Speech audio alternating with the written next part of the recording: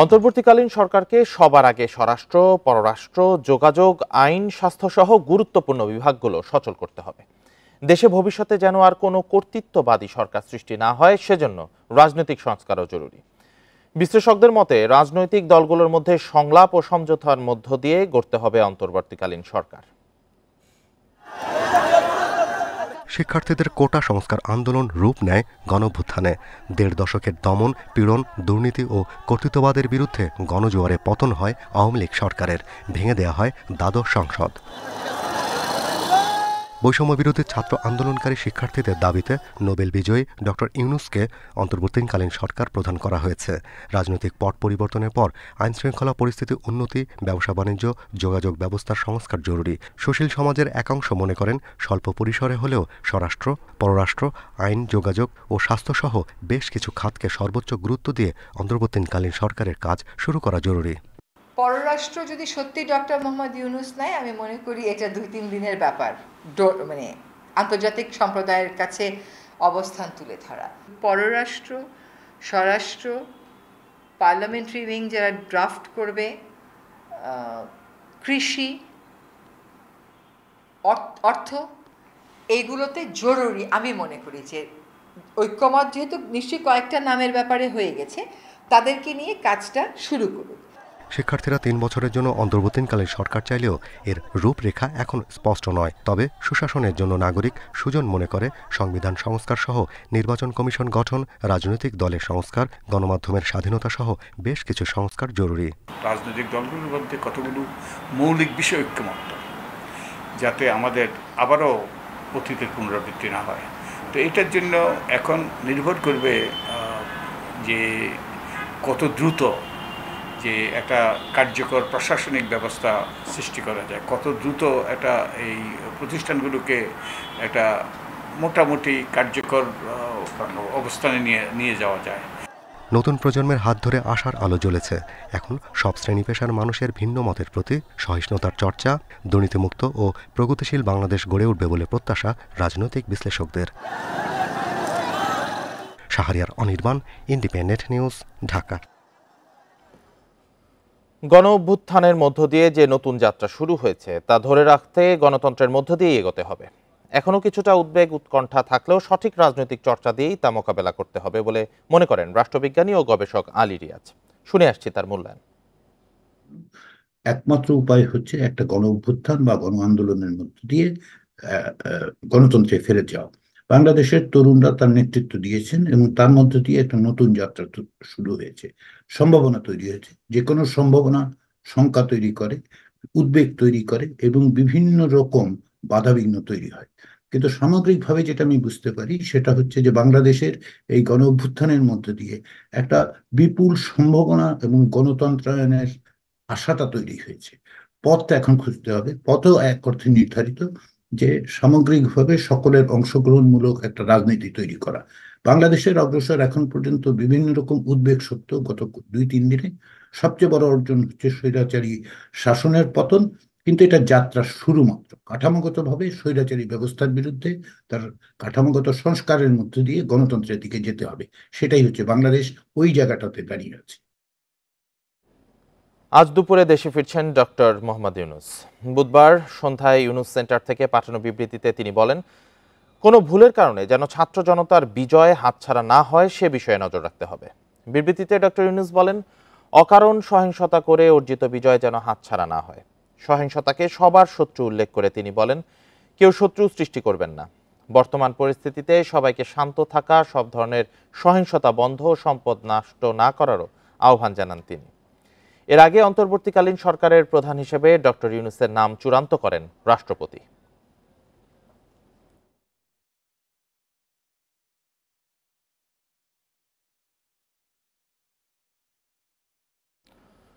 অন্তর্বর্তীকালীন সরকারের শপথ আজ রাতে হবে বলে জানিয়েছেন সেনাপ্রধান জেনারেল ওয়াকারুজ্জামান।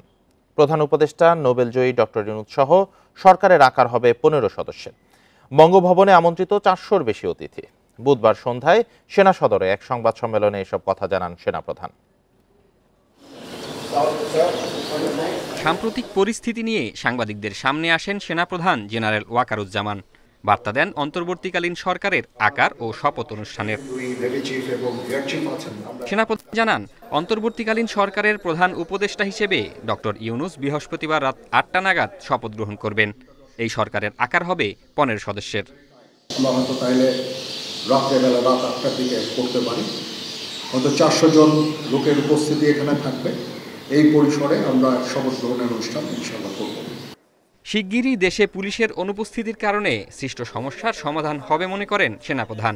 পুলিশ পুনর্গঠন কাজ শেষে শিগগিরই কাজে ফিরবে বলেও জানান তিনি।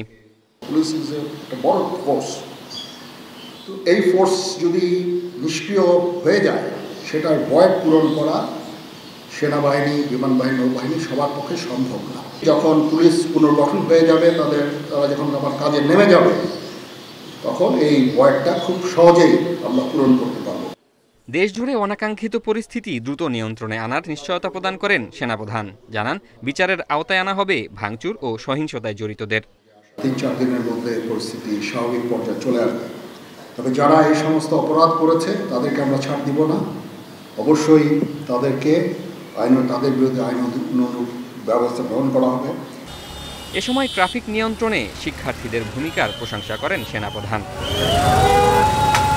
জাহিদুল ইসলাম, ইন্ডিপেন্ডেন্ট নিউজ, ঢাকা।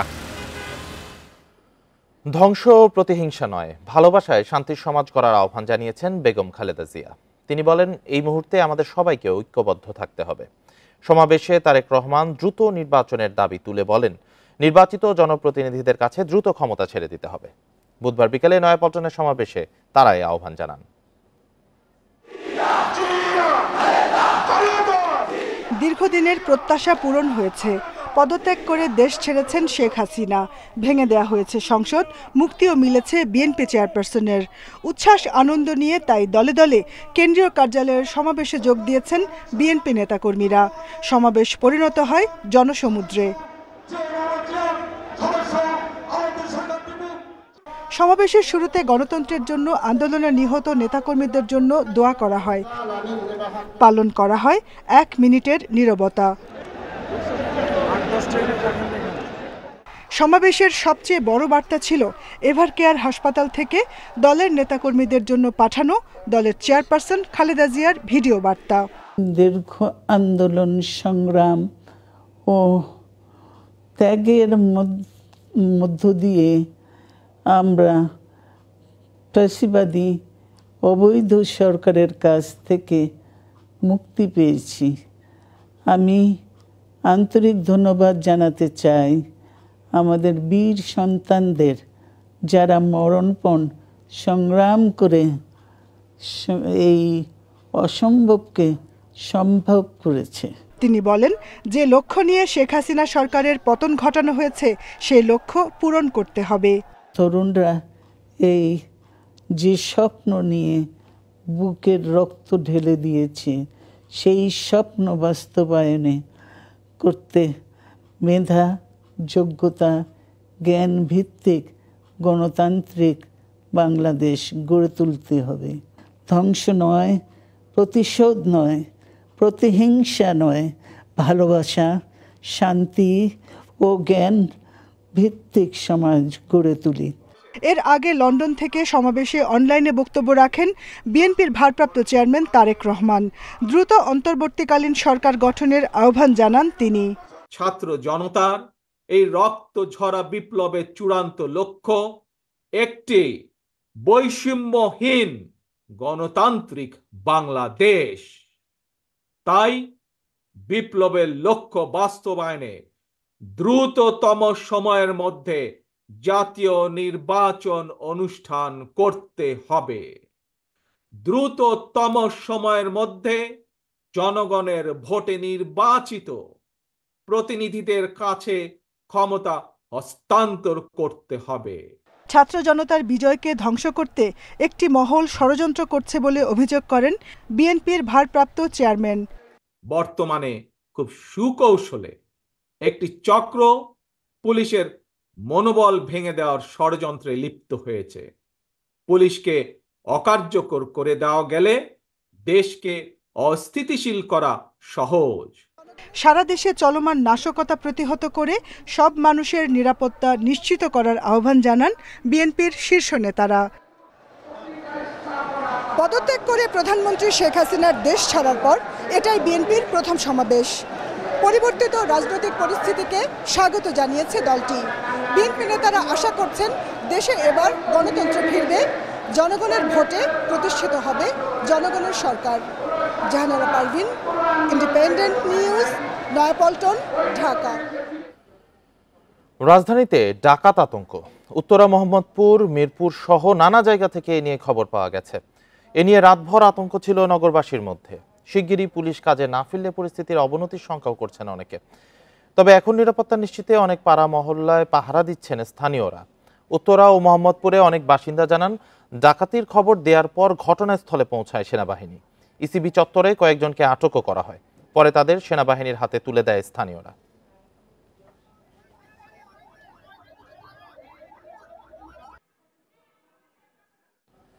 এ নিয়ে আরো জানাতে রাজধানীর কারওয়ান বাজার থেকে যোগ দিয়েছেন সহকর্মী বুদ্ধদেব কুণ্ডু। বুদ্ধদেব, প্রতি রাতেই আতঙ্কে কাটছে নগরবাসীর। কোন কোন এলাকা থেকে এ ধরনের খবর আসছে, আর স্থানীয় জনতা সেনাবাহিনী কতটা সামাল দিতে পারছেন আসলে এই পরিস্থিতি? আমরা গত 2 দিন আগের যে ঘটনাগুলো দেখেছিলাম তার চেয়ে কিন্তু গতকালকে এরকম ঘটনার সংখ্যা কম। কালকে যদি বলি, কালকে ইসিবি চত্বরে এরকম ডাকাতির চেষ্টাকালে 2 জনকে আটক করে সেনাবাহিনীর হাতে তুলে দেয় স্থানীয় জনগণ, এবং মোহাম্মদপুরেও এরকম কিছু ঘটনা ঘটেছে। আমরা স্থানীয়দের সাথে কথা বলার চেষ্টা করেছিলাম। তারা যেমনটি বলছেন যে এলাকাটা অরক্ষিত আছে সে এলাকাতেই কিন্তু সুযোগ সন্ধানী কিছু মানুষ, হয়তো 10 জন 15 জনের একটি চক্র, তারা এসে অনেকটা লুটতরাজ বা ভয়ভীতি দেখিয়ে গোডাউন বা বাসাবাড়িতে যাদের একটু টাকা পয়সা বা স্বর্ণালংকার আছে সেগুলো নিয়ে যাচ্ছে। এমনকি গোডাউন থেকে ফার্নিচার বা স্টেশনারি যে জিনিস, চাল ডাল এরকমও কিন্তু গোডাউনে হামলা চালানোর কথা আমরা জানতে পেরেছি। তবে এলাকাবাসী যেসব এলাকায় কমিটি গঠন করা হয়েছে এবং রাত জেগে তারা পাহারা দিচ্ছে সেই সমস্ত এলাকায় কিন্তু তারা যাওয়ার সাহস পাচ্ছে না। এবং রাজধানীর আরও কয়েকটি এলাকার স্থানীয়দের সাথে কথা বলেছি, তারাও কিন্তু এমনটি বলছেন যে এই পরিস্থিতিতে, যেহেতু আপনি জানেন যে প্রায় সারা দেশে 400রও বেশি থানায় আক্রমণ করা হয়েছে বা সেখানে যে পুলিশের একটি কার্যক্রম সেটা কিন্তু স্থবির হয়ে পড়েছে, অর্থাৎ কোনো কার্যক্রম নেই। সেই সুযোগটাই কিন্তু নিচ্ছেন কিছু সুযোগ সন্ধানী মানুষ, যারা লুটপাট করছে, বাড়িঘরে গিয়ে ভয়ভীতি দেখিয়ে বা দোকানে তারা জিনিসপত্র বের করে আনছেন। একইভাবে আমরা দেখেছি যে সেই সমস্ত এলাকায় ছাত্রদের, বিশেষ করে ছাত্ররা কিন্তু খুবই সজাগ। যেমনটি আমি যদি আপনাকে দেখাতে চাই যে আপনি জানেন যে আইন শৃঙ্খলা বাহিনী যেমন নেই এবং সেখানে শিক্ষার্থীরা তাদের দায়িত্বভার নিয়েছে, একইভাবে কিন্তু সড়কে যে বিশৃঙ্খলতা, অর্থাৎ এখানে ট্রাফিক কার্যক্রম একদম যখন স্থবির হয়ে পড়ে সেই দায়িত্বটাও কিন্তু আমাদের এখানকার শিক্ষার্থীরা নেন। এবং আপনি জানেন যে গতকাল এবং গত পরশু থেকে প্রত্যেকটা মোড়ে যেখানে ট্রাফিকের কোনো সদস্যই নেই সেটা কিন্তু নিয়ন্ত্রণ করছে এখানে শিক্ষার্থীরা। এবং এখানকার কারওয়ান বাজারে প্রায় আমি 25 থেকে 30 জন স্বেচ্ছাসেবীকে দেখতে পেয়েছি এবং তাদের প্রায় প্রত্যেকের সাথে কথা বলার চেষ্টা করেছি। তারা কিন্তু বলছেন একজন আরেকজনকে চেনেন না এবং তারা ঠিক জানেন না যে ওনার সেই কয়টা পর্যন্ত তিনি ডিউটিটা করবেন বা এখানে যে আছেন তার খাবারের একটি ব্যবস্থা, পানির ব্যবস্থা সেটাও কোথা থেকে আসবে সেটাও জানে না। কিন্তু এখানে যারা কাজ করছেন তারা একদম যেটা বলছেন যে এটা তার দায়িত্ব মনে করে, তার নিজের তাড়না থেকে সে এখানে এসেছে এবং তারা বলছেন যে আমি যতক্ষণ পর্যন্ত ফ্রি মনে করছি নিজেকে, হয় সেটা সন্ধ্যা হতে পারে, রাত হতে পারে, সেই পর্যন্ত সে কাজ করবে এবং তারপরে অন্য কেউ আসলে তার কাছে হস্তান্তর করে সে জায়গাটা ছেড়ে যাবে। একইভাবে আমরা একটু আগে ফার্ম গেটে ছিলাম, সেখানেও কিন্তু আমরা 25 থেকে 30 জন শিক্ষার্থীকে দেখতে পেয়েছি, যারা কেউ হয়তো এখানে এখানে সে একদম নিজের বন্ধুবান্ধব ছাড়া একা এসেছে। কোনো জায়গা আমরা দেখতে পেয়েছি 4-5 জনের একটি গ্রুপ এবং তাদের মধ্যে নিজেরা পরামর্শ করে তাদের সেই দায়িত্বটা পালন করছেন। অর্থাৎ এখানে যারা বাসের ড্রাইভার বা গণপরিবহনের যে অন্যান্য ড্রাইভার বা যাত্রী সাধারণ তারাও কিন্তু অনেকটা স্বস্তিতে, এবং তারা বলছেন যে শিক্ষার্থীরা যেভাবে অন্যান্য ক্ষেত্রে দায়িত্ব নিয়েছে, ট্রাফিকের যে পর্যন্ত ট্রাফিক ব্যবস্থাপনা বা এখানে যে ট্রাফিকের দায়িত্বরতরা না আসে সে পর্যন্ত এই শিক্ষার্থীরা যেভাবে দায়িত্ব পালন করছেন এটাকেও তারা সাধুবাদ জানিয়েছেন। এবং তারা বলছেন যে আসলে তরুণদের হাতে বা শিক্ষার্থীদের হাতেই দেশ যদি এখানে তাদের একটি দায়িত্ব দেয়া যায় তারা কিন্তু সেভাবে পালন করবেন, এবং তাদের সমর্থন বা তাদের হাতকেই এখানে সবচেয়ে ভালো মনে করছেন এখানকার স্থানীয়রা। আরেকটি বিষয় আপনাকে দেখাতে চাই যে পুরো আপনি জানেন যে আজকে বৃহস্পতিবার সপ্তাহের শেষ কর্মদিবস, প্রচণ্ড গাড়ির চাপ, সেই চাপ কিন্তু তারা খুব সুশৃঙ্খলভাবে সামলাতে পারছেন। এবং এখন যদি আপনাকে দেখাই, একটু আগে যেমনটি বলছিলাম প্রায় 25 থেকে 30 জন আছে, কিন্তু এখন যদি আমি সেই সংখ্যাটা বলি তাহলে প্রায় 50 থেকে 60 জন শিক্ষার্থী এখানে তাদের দায়িত্ব পালন করছেন। এবং যেটা বলছিলাম একদমই স্ব-ইচ্ছায় স্বপ্রণোদিত হয়ে এখানে তারা এসেছেন, এবং হয়তো কেউ বাসা থেকে খেয়ে বের হননি, কিন্তু সে তার এখানে দায়িত্বটা পালন করছেন। এরকম আমরা কয়েকজনের সঙ্গে কথা বলেছিলাম, তারা কিন্তু বলছেন যে একজন আরেকজনকে ঠিক চেনেন না, কিন্তু তারা দায়িত্ব পালন করছেন, এবং আরেকজন নতুন কেউ আসলে তার কাছে হস্তান্তর করেই সে এখান থেকে হয়তো তার জরুরি কোনো কাজে ফিরবেন। শিক্ষার্থীদের এই উদ্যোগ সত্যি প্রশংসনীয়। কারণ বাজার থেকে জানাচ্ছিলেন সহকর্মী বুদ্ধদেব কুণ্ডু। সব পুলিশ সদস্যকে আজ থেকে নিজ নিজ কর্মস্থলে দায়িত্ব পালনের নির্দেশ দিয়েছেন নবনিযুক্ত পুলিশ মহাপরিদর্শক মঈনুল ইসলাম। গতকাল বিকেলে রাজধানীতে পুলিশ হেডকোয়ার্টারে ব্রিফিং করে এই নির্দেশনার কথা গণমাধ্যমকে জানান তিনি। এ সময় আইজিপি বলেন, মানুষের নিরাপত্তা নিশ্চিতে পুলিশকে আবারও নিজ নিজ কর্মস্থলে ফিরতে হবে। পুলিশ কর্মকর্তারা যেন ব্যক্তিগত সামাজিক মাধ্যমে এবং পুলিশ অ্যাসোসিয়েশনের নামে দাবি দেওয়া প্রকাশ না করে সে নির্দেশও দিয়েছেন নতুন আইজিপি। এর আগে মঙ্গলবার স্বরাষ্ট্র মন্ত্রণালয়ের এক প্রজ্ঞাপনে পুলিশের নতুন মহাপরিদর্শক হিসেবে মঈনুল ইসলামকে নিয়োগ দেওয়া হয়। আইজিপির দায়িত্ব নেয়ার আগে মঈনুল ইসলাম ঢাকা ট্রাফিক অ্যান্ড ড্রাইভিং স্কুলের কমান্ড্যান্ট পদে কর্মরত ছিলেন। বৃহস্পতিবার অর্থাৎ আগামীকাল সন্ধ্যার মধ্যে স্ব কর্মস্থলে যোগদান করতে হবে। ইতিমধ্যে এই নির্দেশনা প্রদান করা হয়েছে। মেট্রোপলিটন পুলিশ কমিশনার এবং জেলার পুলিশ সুপারগণ স্ব অধিক্ষেত্রের থানা এলাকায় জ্যেষ্ঠ নাগরিক, পেশাজীবী, ছাত্র প্রতিনিধি, রাজনৈতিক ও গণমাধ্যম ব্যক্তিবর্গের সমন্বয়ে নাগরিক নিরাপত্তা কমিটি গঠন করবেন। বর্তমান পরিস্থিতিতে জনসাধারণের জানমাল ও সরকারি গুরুত্বপূর্ণ স্থাপনার সার্বিক নিরাপত্তায় বাংলাদেশ সেনাবাহিনীর সদস্যরা মোতায়েন রয়েছেন। যে কোনো নাশকতামূলক কর্মকাণ্ড, হানাহানি ও প্রাণনাশের হুমকির সম্মুখীন হলে কাছের সেনাবাহিনী ক্যাম্পে যোগাযোগ করার জন্য অনুরোধ করা হয়েছে। এক্ষেত্রে মিথ্যা তথ্য প্রদান ও গুজবে আতঙ্কিত হয়ে সেনাবাহিনীকে বিভ্রান্ত করা থেকে বিরত থাকতে বলা হয়েছে। বুধবার আন্তঃবাহিনী জনসংযোগ পরিদপ্তরের আইএসপিআর এক বিজ্ঞপ্তিতে সেনাবাহিনীর সহায়তা নিতে যোগাযোগের জন্য দেশ জুড়ে বিভিন্ন ক্যাম্পের নম্বর দেওয়া হয়েছে। বিপদে পড়লে এসব নম্বরে যোগাযোগ করতে বলা হয়েছে। বাংলাদেশ সেনাবাহিনীর ভেরিফাইড ফেসবুক পেজেও এসব নম্বর দেওয়া হয়েছে।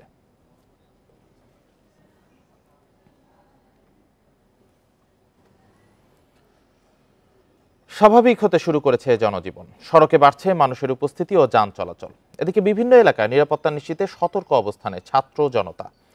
আরো জানাতে টাঙ্গাইল ও খুলনা থেকে যুক্ত হয়েছেন সহকর্মীরা। শুরুতে টাঙ্গাইল থেকে জানাবেন সহকর্মী মামুনুর রহমান।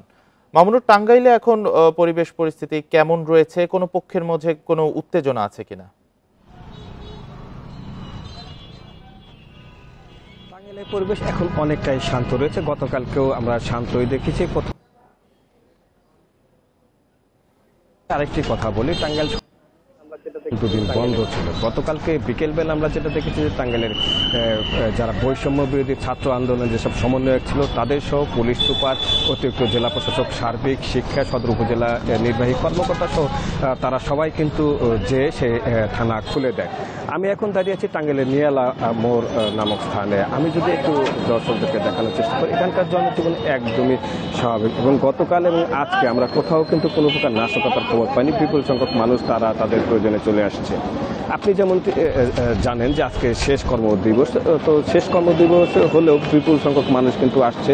শহরের বিভিন্ন জায়গায় রিক্সা এবং অটো রিক্সার অনেক চাপ রয়েছে। দু এক জায়গায় রিক্সা অটো রিক্সার আমরা যানজট করতেও দেখেছি, যদিও এখন সকাল 9:15। আমি 9:15 নাগাদও কলেজ মোড় এলাকায় এবং পুরাতন বাস স্ট্যান্ড এলাকায় যানজট দেখেছি। আর এই যানজট নিরসনে কাজ করছে কিন্তু শিক্ষার্থীরা। আপনি জানেন যে এখনো পুলিশ কিন্তু মাঠে নামেনি, অর্থাৎ ট্রাফিক ব্যবস্থা এখনো পুরোপুরি পুলিশ হাতে নেয়নি। তো যে কারণে যে সাধারণ শিক্ষার্থীরা গতকালকে তারা দেখেছি দিনভর না রাত পর্যন্ত এই সাধারণ শিক্ষার্থীরা দায়িত্ব পালন করেছে। কাউকে আমরা যাদেরকে অনেকেই সকালবেলা দেখেছিলাম তাদেরকে কিন্তু গভীর রাত পর্যন্ত, অর্থাৎ রাত্রি 8:30 পর্যন্ত কিন্তু তাদেরকে আমি সর্বশেষ যখন শহরে ছিলাম তখনও কিন্তু তাদেরকে দায়িত্ব পালন করতে দেখেছি। অর্থাৎ শিক্ষার্থীরা কিন্তু স্বপ্রণোদিত হয়ে এই দায়িত্বটি হাতে তুলে নিয়েছে। যে কারণে পরশুদিন যে পরিবহনের যে বিশৃঙ্খলা পরিবেশ সৃষ্টি হয়েছিল, গতকালকে শিক্ষার্থীরা সেই দায়িত্ব পালন করার কারণে কিন্তু সেটা অনেকটাই স্বাভাবিক হয়েছে। এবং আশ্চর্যের বিষয় হচ্ছে যে শিক্ষার্থীরা যেভাবে গাইডের লাইন করে দিচ্ছে এটা কিন্তু স্বাভাবিক সময় হয় না, এটা কিন্তু এখন একদম সুশৃঙ্খলভাবে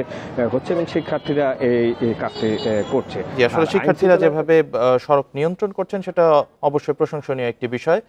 মামুনুর রহমান, আপনি সাথেই থাকবেন। এবার খুলনা থেকে আমরা জানবো সেখানকার পরিস্থিতি। সেখান থেকে জানাচ্ছেন সহকর্মী HM শামীমুজ্জামান। শামীমুজ্জামান, খুলনায় পরিস্থিতি কতটা স্বাভাবিক এবং ছাত্র জনতার স্বতঃস্ফূর্ত তৎপরতা কেমন দেখছেন সেখানে?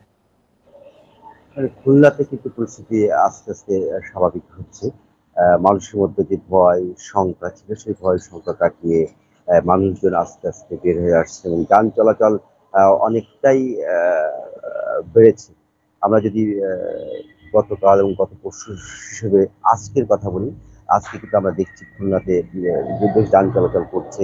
আমরা সকালে খুলনার সোনাডাঙ্গা বাস টার্মিনালে খোঁজ নিয়েছিলাম, সেখান থেকেও দেখেছি যে বিভিন্ন দূরপাল্লার বাস ছেড়ে যাচ্ছে বা বিভিন্ন যান যেগুলো আছে এখন পরিবহনগুলো আছে সেগুলো কিন্তু ছেড়ে যাচ্ছে। তবে যাত্রী এখনো কম, আর যাত্রী কম থাকার কারণে স্বাভাবিকভাবেই পরিবহনও তার থেকে কম।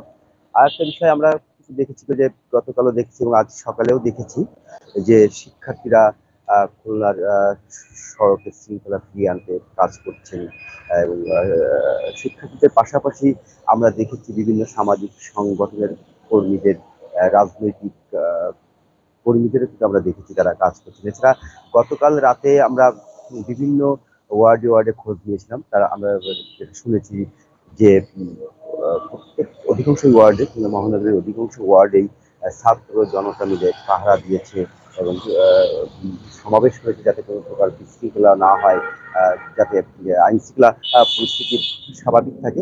সব মিলিয়ে আমরা যেটা দেখছি যে এই মুহূর্তে খুলনার পরিস্থিতি আগের চেয়ে স্বাভাবিক হয়েছে এবং মানুষের মধ্যে যে ভয় সংখ্যাটা ছিল সেই ভয় সংখ্যা কাটিয়ে মানুষ বাইরে বের হচ্ছে এবং ব্যবসা প্রতিষ্ঠানও কিন্তু খুলতে শুরু করেছে। এই ছিল আমার কাছে সর্বশ্রেষ্ঠ। টাঙ্গাইলে খুলনা থেকে জানাচ্ছিলেন সহকর্মীরা। প্রতিহিংসা থেকে আইন হাতে তুলে না নেওয়ার আহ্বান জানিয়েছে জাতীয়তাবাদী বৌদ্ধ ঐক্যফ্রন্ট। বুধবার বিকেলে এক সংবাদ সম্মেলনে এই আহ্বান জানান সংগঠনের প্রধান উপদেষ্টা এবং বিএনপি চেয়ারপারসনের উপদেষ্টা সুকমল বড়ুয়া। এ সময় তিনি সাহসী ছাত্র জনতাকে অভিনন্দন জানান। বলেন, এই বিপ্লবের মধ্য দিয়ে আবারও প্রমাণ হয়েছে সবাই ঐক্যবদ্ধ থাকলে বাংলাদেশের জনগণকে কেউ পরাজিত করতে পারবে না। পাশাপাশি স্বৈরতন্ত্রের পরাজয়ের সময়টা শান্তভাবে উদযাপনের আহ্বানও তার। ধর্মীয় কিংবা রাজনৈতিক কারণে সংখ্যালঘুদের উপাসনালয়ে যে কোনো হামলা ঠেকানোর অনুরোধ করেন সুকমল বড়ুয়া। দল বিএনপি সবসময় কিন্তু সংখ্যালঘুদের পাশে দাঁড়িয়ে তাদের আশ্রয় দেওয়ার জন্য সবসময় সচেষ্ট ছিল, এখনও তারা আছে। সেইভাবে আমরা দেশকে আবারও আমরা নতুনভাবে এই সময়ের মধ্যে যাতে কেউ ক্ষতিগ্রস্ত না হয় সেই জন্য আমরা সকলের কাছে আহ্বান জানাচ্ছি এবং অনুরোধ জ্ঞাপন করছি। ডিবি কার্যালয়ে কেউ আটক আছেন কিনা তা দেখতে সেখানে তল্লাশি চালিয়েছে সেনাবাহিনী। এ সময় তাদের সঙ্গে ছিলেন নিখোঁজদের স্বজনরা। তবে সেখানে কাউকে পাওয়া যায়নি। স্বজনদের দাবি, কোটা আন্দোলনের সময় সমন্বয়ক সহ অনেক শিক্ষার্থীকে ডিবি হেফাজতে নেওয়া হয়। 6 সমন্বয়ককে ছেড়ে দিলেও সেখানে অনেকের আটক থাকার শঙ্কাও জানান তারা। এর প্রেক্ষিতে তাদের নিয়ে তল্লাশিতে যান সেনা সদস্যরা। এ সময় সাবেক ডিবি প্রধান হারুনুর রশিদের সন্ধান ও পদত্যাগ দাবি করেন বিক্ষুব্ধরা। পরে ডিবি অফিসের নিরাপত্তা দায়িত্ব দেওয়া হয় আনসার সদস্যদের।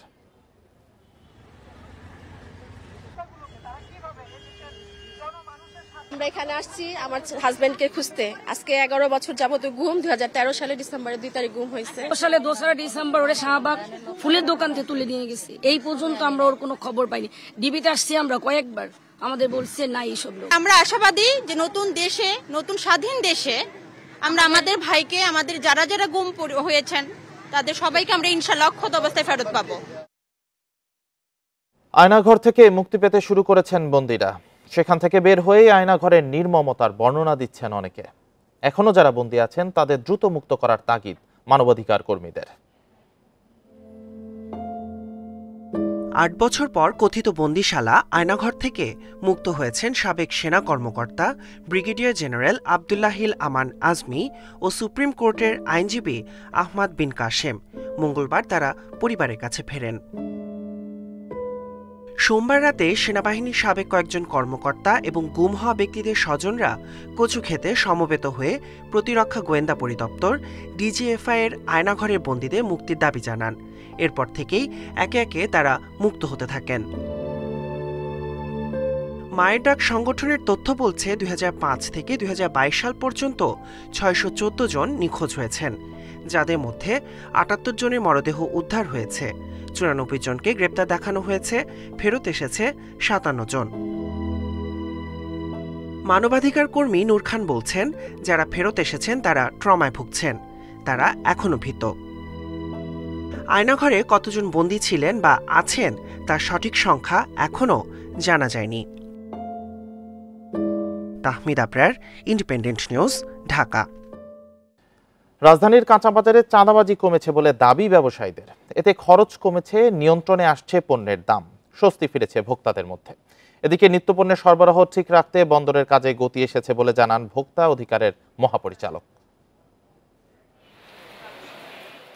অস্থিরতা কাটিয়ে স্বাভাবিক হচ্ছে দেশ, বাজারে বেড়েছে পণ্যের সরবরাহ ও ক্রেতা আনাগোনা। আলু, পেঁয়াজ, চালসহ বেশিরভাগ পণ্যের দাম অপরিবর্তিত রয়েছে।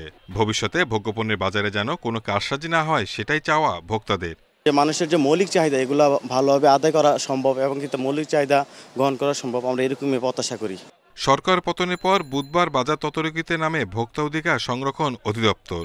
সংস্থার মহাপরিচালক বলেন, নিয়ন্ত্রণে এসেছে দীর্ঘদিনের সিন্ডিকেট ও মধ্যস্বত্বভোগীদের দৌরাত্ম্য।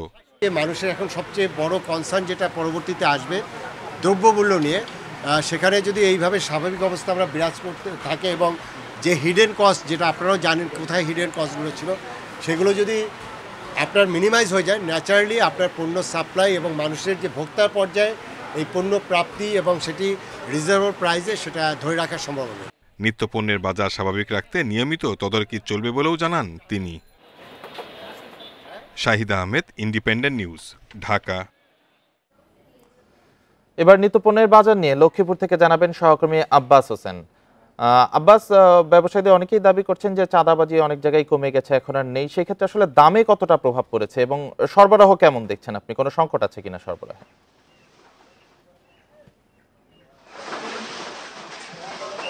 আসলে অস্থিরতা কাটিয়ে এখন পুরোপুরি স্বাভাবিক হচ্ছে লক্ষ্মীপুর। এর সাথে কিন্তু আমরা দেখেছি বিভিন্ন যে নিত্য প্রয়োজনীয় বাজার রয়েছে, যে কাঁচা বাজার বা মোরগ বাজার, মাংস বাজার, সেখানেও কিন্তু জিনিসপত্রের যে দাম সেটিও কিন্তু যে মোটামুটি যে মানুষের যে নাগালের ভিতরে রয়েছে এমন দেখেছি। আজকে আমরা কিন্তু এখন যেখানে রয়েছে এটি শহরের যে মোরগ বাজার রয়েছে, সেখানে কিন্তু আমরা ইতিমধ্যে যে 170 টাকা ব্রয়লার মুরগি বিক্রি হচ্ছে এবং যে সোনালী কক যেটি সেটি 300 টাকা টাকা বিক্রি হচ্ছে এবং হাইব্রিড ক্রক যেটি সেটি বিক্রি হচ্ছে 270 টাকা। অর্থাৎ গত কয়েকদিনের তুলনায় আজকেও কিন্তু বাজারে যে স্বাভাবিক পরিস্থিতি সেটি রয়েছে। এর বাইরেও কিন্তু আমরা মাংসের বাজারেও গিয়েছি, সেখানেও দেখেছি 800 থেকে 900 টাকার মধ্যে কিন্তু মাংস বিক্রি হচ্ছে। এবং কাঁচা বাজারে গিয়েছি, সেখানে দেখেছি যে টমেটো বিক্রি হয়েছে 200 টাকা, সেটা কিন্তু আজকে দেখেছি 140 টাকা বিক্রি হচ্ছে। কাঁচামরিচ 400 টাকার কাঁচামরিচ আজকে বিক্রি হচ্ছে 200 টাকা। অর্থাৎ প্রতিটি নিত্য প্রয়োজনীয় জিনিসপত্র যেটি সেটি কিন্তু দাম কিন্তু কমছে, অর্থাৎ স্বাভাবিক পরিস্থিতি যেটি সেটি রয়েছে। মানে দিন দিনে কিন্তু দাম, যে কাঁচা বাজারের দাম সেটি কিন্তু কমে এসছে বলে স্বস্তি ফিরেছে এখানকার যে ক্রেতা রয়েছেন তাদের সাথে আমরা কথা বলেছি, অনেক ক্রেতার সাথে। তারা যেটি জানিয়েছেন, যদি এইভাবে জিনিসপত্র দাম কমতে থাকে তাহলে যে মানুষের মাঝে যে এক ধরনের অস্থিরতা ছিল সেটি কিছুটা কাটবে এবং তারা যে সংখ্যামুক্ত ছিল তারা কিন্তু আর সংখ্যামুক্ত থাকবে, এমনটি এখানকার যে ক্রেতা তারা রয়েছেন। কিন্তু এর বাইরেও কিন্তু এখানকার যারা বাজার মনিটরিং করছেন, যেন কোনো ধরনের চাঁদাবাজি কোনো বাজারে না হয় সেই ধরনের যে মনিটরিং করছেন। বিশেষ করে জামাত বিএনপি এখন ইতিমধ্যে প্রত্যেকটি বাজারে তারা কিন্তু ব্যবসায়ীদের সাথে কথা বলছেন, যেন কোনো ধরনের সহিংসতা না হয় এবং যেন চাঁদাবাজি কেউ না করতে পারে সে ধরনের তারা নির্দেশনা দিচ্ছেন।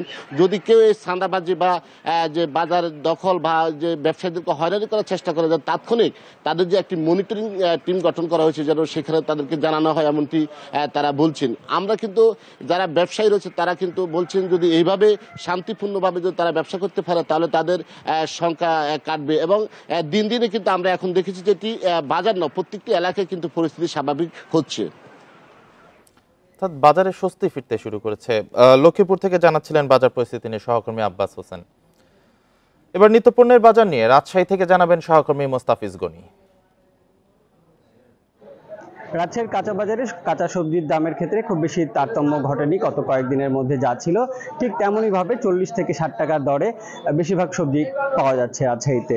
আমরা এখন পর্যন্ত যা দেখেছি আজকে বাজার ঘুরে, সেখানে বেগুন 40 টাকা কেজি, ঢেঁড়স 40 টাকা কেজি করে বিক্রি হচ্ছে, আলু 55 টাকা কেজি হিসাবে বিক্রি হচ্ছে, লাউ 50 টাকা প্রতিটা পিসের দাম এবং শসা 70 টাকা করে বিক্রি হচ্ছে। তবে দাম বেড়েছে হচ্ছে আপনার পেঁয়াজের ক্ষেত্রে, যেটা গত 2-1 দিনে আগে 110 টাকা করে কেজি ছিল, সেটি এখন 120 টাকা করে কেজি নেওয়া হচ্ছে। এর বাইরে মরিচের দাম কমেছে কিছুটা, আগে 140 টাকা কেজি দরে মরিচ বিক্রি হলেও এখন মরিচ বিক্রি হচ্ছে 120 টাকা করে।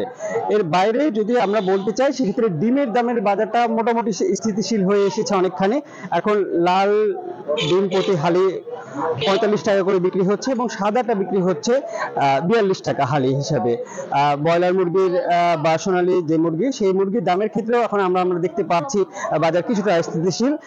ব্রয়লার হচ্ছে প্রতি কেজি 170 থেকে 160 টাকা করে কেজি বিক্রি করছেন এবং সোনালী মুরগি 260 টাকা কেজি হিসাবে বিক্রি হচ্ছে। এর বাইরে যেটা বলা হচ্ছে কি বাজারের ক্ষেত্রে খুব বেশি তারতম্য হয়নি জিনিসপত্রের দামের ক্ষেত্রে।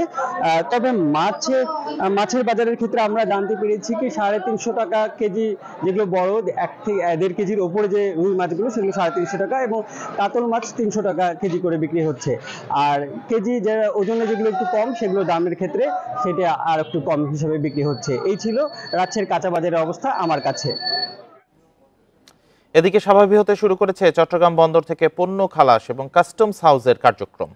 বন্দর কর্তৃপক্ষ বলছেন নিরাপত্তাজনিত কারণে অনেকেই পণ্য খালাস নিচ্ছেন ধীর গতিতে, তবে বুধবার থেকে এসব কার্যক্রমে আগের চেয়ে এসেছে গতি। বুধবার চট্টগ্রাম বন্দরে মোট কন্টেইনার উঠানামা হয়েছে 4,971 একক। এর মধ্যে 2,958 একক কন্টেইনার জেটি থেকে জাহাজে এবং জাহাজ থেকে বন্দর ইয়ার্ডে নামানো হয়েছে 2,013 একক কন্টেইনার। বন্দরের ভেতরের কার্যক্রম পুরোপুরি চালু আছে, কিন্তু ব্যবহারকারীরা নিরাপত্তাজনিত কারণে পণ্য খালাস ধীরে করছেন বলে জানিয়েছেন কর্তৃপক্ষ।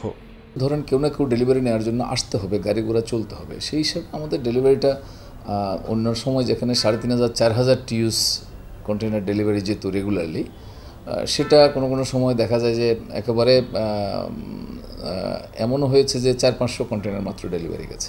নিরাপত্তা ঝুঁকিতে ব্যাহত হয় কাস্টমস হাউজের শুল্কায়ন কার্যক্রম। বুধবার থেকে সেই সংখ্যা কেটে গেছে উল্লেখ করে পরিস্থিতির দ্রুত উন্নতি হচ্ছে বলে জানিয়েছে কর্মকর্তারা। সকল কর্মকর্তা কর্মচারী উপস্থিত আছে, এবং স্টেক হোল্ডার আসছেন। আজকে স্বাভাবিক কাজ হচ্ছে, কোনো ধরনের সমস্যা বা আমরা কোনো বোধ করছি না। যেমন নিরাপত্তার যে ইস্যুটা ছিল, আমরা এই বিষয়ে আমাদের এখানে বন্দরের সাথে কোঅর্ডিনেট করে আমরা কথা বলেছি, অসুবিধা হচ্ছে না আমাদের আজকে। সাধারণত চট্টগ্রাম বন্দর থেকে গড়ে প্রতিদিন 4000 কন্টেইনার খালাস হয়। অনুপম শীল, ইন্ডিপেন্ডেন্ট নিউজ, চট্টগ্রাম। এ বিষয়ে আরো জানাতে চট্টগ্রাম থেকে আছেন সহকর্মী অনুপম শীল। অনুপম, বন্দরের কার্যক্রমে গতি এসেছে শুনতে পাচ্ছি, অনেক কন্টেইনারও খালাস হয়েছে, বিস্তারিত জানাবেন সেখানের পরিস্থিতি সম্পর্কে। আসলে আস্তে আস্তে স্বাভাবিক হতে শুরু করেছে চট্টগ্রাম বন্দর। আমরা দেখেছি যে গত পরশুদিন মাত্র 300 একক কন্টেইনার চট্টগ্রাম বন্দর থেকে ডেলিভারি হয়েছে। গতকালকে সেটি মোটামুটি প্রায় 2500-এর কাছাকাছি গিয়েছে। আমরা এখন বন্দরের 4 নম্বর গেট এলাকায় আছি। এখনো কিন্তু স্বাভাবিক বন্দরের যে আমরা অন্যান্য স্বাভাবিক সময়গুলোতে যে তৎপরতা দেখি সেটি দেখা না গেলেও আমরা আস্তে আস্তে বন্দরের যে ব্যস্ততা, অর্থাৎ বিশেষ করে বন্দরের বাইরে যে ব্যস্ততা, সেটি আমরা দেখছি। মূলত এই গতকালকে পর্যন্ত চট্টগ্রাম বন্দরের বিভিন্ন জেটিতে আমরা দেখছি যে প্রায় 42,000-এর বেশি একক কন্টেইনার ইতিমধ্যে জমা পড়েছে। বন্দর কর্তৃপক্ষ যেটি বলছেন যে বন্দরের ভেতরে যে পণ্য জাহাজ থেকে নামানো এবং জাহাজে উঠানোর যে কার্যক্রম সেটি স্বাভাবিক রয়েছে। তবে বন্দর থেকে যেহেতু আমদানিকারকরা বা যারা মূলত বন্দর ব্যবহারকারী আছেন তারা পণ্য বাইরে ডেলিভারি নিচ্ছে না বিভিন্ন কারণে, যেহেতু মহাসড়কে বা বিভিন্ন কলকারখানাগুলো বন্ধ ছিল, মহাসড়কে নিরাপত্তার একটি বিষয় রয়েছে, সেজন্য আসলে বন্দর থেকে পণ্য খালাস বা ডেলিভারির কার্যক্রমটি একটু বিঘ্নিত অবস্থায় আছে। তো গতকালকে আস্তে আস্তে পরিস্থিতি স্বাভাবিক হতে শুরু করেছে বলে তারা দাবি করছেন। একই সাথে কাস্টমসও একই কথা বলছে এবং তারা যেটি ধারণা করছেন যে আজকে বা আগামীকালকে এভাবে আস্তে আস্তে কিন্তু পরিস্থিতির উন্নতি হবে। তো চট্টগ্রাম বন্দরে এই মুহূর্তে যে ধারণ ক্ষমতা প্রায় 55,000 একক কন্টেইনার রাখার সুযোগ আছে এই বিভিন্ন ইয়ার্ডে। তার মধ্যে গতকাল পর্যন্ত 42,000-এর কিছু বেশি কন্টেইনার ইতিমধ্যে এখানে জমা পড়েছে। তো যদি এই সংখ্যাটি কমিয়ে আনা না যায় তাহলে কিন্তু বন্দরে একটি বড় ধরনের জটের আশঙ্কা আছে, কারণ বন্দরে পণ্য নামানো না গেলে তখন জাহাজ জটেরও একটি শঙ্কা তৈরি হতে পারে বা শঙ্কা রয়েছে। তো এই প্রেক্ষাপটে আমরা দেখেছি যে গতকালকে চট্টগ্রাম কাস্টমস এবং চট্টগ্রাম বন্দরের সাথে চট্টগ্রাম চেম্বার আলোচনা করেছে, বৈঠক করেছে। তারা বলেছে যে যদি নিরাপত্তার বিষয়গুলো যদি দেখা হয় তাহলে তারা দ্রুত বন্দর থেকে পণ্য ছাড় করাতে ব্যবসায়ীদেরকে তারা উদ্যোগ নিতে বলবেন। তো সেই প্রেক্ষাপটে এখন অপেক্ষা হচ্ছে যে আসলে নিরাপত্তার বিষয়টি এখন এখানে প্রধান হয়ে দাঁড়িয়েছে, বিশেষ করে পণ্য পরিবহনের ক্ষেত্রে। তাহলে হয়তো বন্দরের এই জট আরও স্বাভাবিক হওয়ার একটি সুযোগ তৈরি হচ্ছে। চট্টগ্রাম বন্দরের কার্যক্রম নিয়ে জানাচ্ছিলেন সহকর্মী অনুপম শীল। বুধবার থেকে চালু হয়েছে বেশিরভাগ পোশাক কারখানা। কাজ শুরু হওয়ায় স্বস্তি ফিরেছে মালিক শ্রমিকদের মধ্যে। এদিকে নিরাপত্তা নিশ্চিতে কারখানার পক্ষ থেকে নেওয়া হয়েছে বিশেষ ব্যবস্থা। এ বিষয়ে আরো জানাতে গাজীপুর থেকে যোগ দিয়েছেন সহকর্মী আবুল হাসান। আবুল হাসান, গাজীপুরে বেশিরভাগ তৈরি পোশাক কারখানায় খুলেছে কিনা কলকারখানা সহ, আর নিরাপত্তার বিষয়টা আসলে আপাতত কিভাবে সামলাচ্ছেন তারা?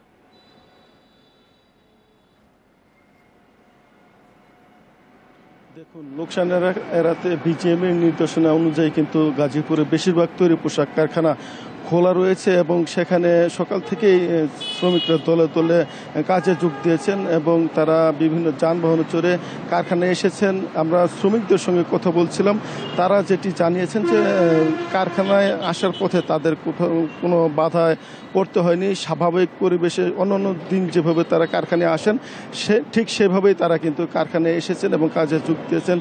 আপনি নিশ্চয়ই দেখতে পাচ্ছেন, আমি যে কারখানাটির সামনে আছি সেখানেও কিন্তু যারা শ্রমিক তাদের কিছুটা ভিড় রয়েছে এবং এরা কিন্তু অনেকেই আছেন যারা কাজ প্রত্যাশী, নতুন করে কাজে যোগ দিতে চাচ্ছেন, এরকম লোকজনের ভিড় কিন্তু এখানে রয়েছে। এছাড়া যারা নিয়মিত শ্রমিক তারা কিন্তু কারখানার ভিতরে ইতিমধ্যে তারা কাজে যোগ দিয়েছেন এবং কারখানার যে উৎপাদন প্রক্রিয়া সেটি কিন্তু সচল রয়েছে। আমরা কারখানার মালিকদের সঙ্গে কথা বলছিলাম, তারা কয়েকজন মালিক আমাদেরকে যেটি জানিয়েছেন যে এখন যেহেতু পুলিশ নেই সে কারণে তারা নিজস্ব নিরাপত্তা ব্যবস্থা নিশ্চিত করেই তারা কিন্তু কারখানা খুলেছেন। এর লক্ষ্যে তারা নিজস্ব ভলান্টিয়ার রেখেছেন নিজস্ব যে সিকিউরিটি রয়েছে, নিরাপত্তা কর্মী তাদেরকে রেখেছেন।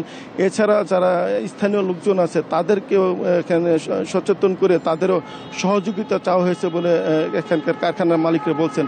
ফলে এই যে কারখানার উৎপাদন প্রক্রিয়া, লোকজন অংশগ্রহণ, শ্রমিকদের আনাগোনা সব কিন্তু অন্য দিনের মতন স্বাভাবিক রয়েছে। এখন পর্যন্ত আমরা যেটি খবর নিয়ে জেনেছি যে গাজীপুরে কোথাও কোনো অপ্রীতিকর ঘটনার খবর নেই। আপনি জানেন যে গাজীপুরে 2000-এর বেশি তৈরি পোশাক কারখানা রয়েছে এবং এখানে অন্তত 22 লাখ শ্রমিক কাজ করছেন। আমরা যেটি খবর নিয়েছি যে 100% কারখানা ইতিমধ্যে খুলে দেওয়া হয়েছে এবং তারা শ্রমিকরা যারা আছেন শান্তিপূর্ণ পরিবেশে তারা কাজ করছেন এবং কারখানার মালিকরা যেটি দাবি করছেন যে তাদের নিজস্ব নিরাপত্তা থাকলেও পুলিশ যত দ্রুত সম্ভব এখানে মোতায়েন হবে আইন শৃঙ্খলা রক্ষায়, তাদের জন্য তত বিষয়টা সহজ হবে এবং তারা বলছেন যে আইন শৃঙ্খলা রক্ষায় যাতে পুলিশ দ্রুত তাদের যে পুলিশ যত তাড়াতাড়ি নিরাপত্তা নিশ্চিত করবে সেটা তৈরি পোশাক কারখানার জন্য ততই সুবিধাজনক হবে। আবুল হাসান জানাচ্ছিলেন গাজীপুর থেকে। চলমান পরিস্থিতিতে দেশ ছাড়ার চেষ্টায় বিগত সরকারের ঘনিষ্ঠ অনেকে, সে কারণেই সীমান্তে কড়া নজরদারি বিজিবির। ভারতের সঙ্গে 4000 কিলোমিটারের বেশি সীমান্তের প্রতিটি পয়েন্টে টহল বাড়িয়েছে তারা। বেনাপোল, হিলি, বাংলাবান্ধা, তামাবিল, আখাউড়ার মতো বেশিরভাগ ইমিগ্রেশন চেকপোস্টে কয়েক ধাপে চলছে তল্লাশি। চাঁপাইনবাবগঞ্জের সোনা মসজিদ ইমিগ্রেশন পার হয়ে আবারও বিজিবির জেরার মুখে পড়ছেন যাত্রীরা। তল্লাশি করা হচ্ছে সব ব্যাগ, পরিচয়ও নিশ্চিত করা হচ্ছে কয়েক ধাপে। এই সীমান্তের বিভিন্ন পয়েন্টে অবৈধ পারাপার ঠেকাতে বাড়ানো হয়েছে টহল। চুয়াডাঙ্গার সীমান্ত এলাকাগুলোয় বাড়তি সতর্কতা অবলম্বন করেছে বিজিবি। এখানেও বেশ কিছু পয়েন্টে অবৈধ পারাপারের জন্য ঝুঁকিপূর্ণ বিবেচনা করা হয়। দিনাজপুরের হিলিতে সীমান্তের পাশাপাশি ইমিগ্রেশন সতর্কতা বাড়ানো হয়েছে। কাউকে সন্দেহ হলে বাড়তি জিজ্ঞাসাবাদ করা হচ্ছে। পঞ্চগড়ের 284 কিলোমিটার সীমান্তকে অন্যতম ঝুঁকিপূর্ণ হিসেবে দেখা হচ্ছে। এজন্য ব্যাপক সতর্কতায় বিজিবি। সীমান্ত পাহারায় পঞ্চগড় 18 ব্যাটালিয়নের পাশাপাশি কাজ করছে নীলফামারী 56 এবং ঠাকুরগাঁও 50 বিজিবি ব্যাটালিয়ন। সিলেট সীমান্তেও নিরাপত্তা জোরদার করা হয়েছে। ব্রাহ্মণবাড়িয়ার আখাউড়া ইমিগ্রেশন চেকপোস্ট দিয়ে যাত্রী পারাপারে কড়াকড়ি ব্যবস্থা নিয়েছে প্রশাসন। তাপস সরকার, ইন্ডিপেন্ডেন্ট নিউজ। আর এই ছিল এখনকার সংবাদে। ইন্ডিপেন্ডেন্ট টেলিভিশনের সব খবর আরো বিস্তারিত জানতে চোখ রাখুন ফেসবুক, ইউটিউব, এক্স। ধন্যবাদ সবাই।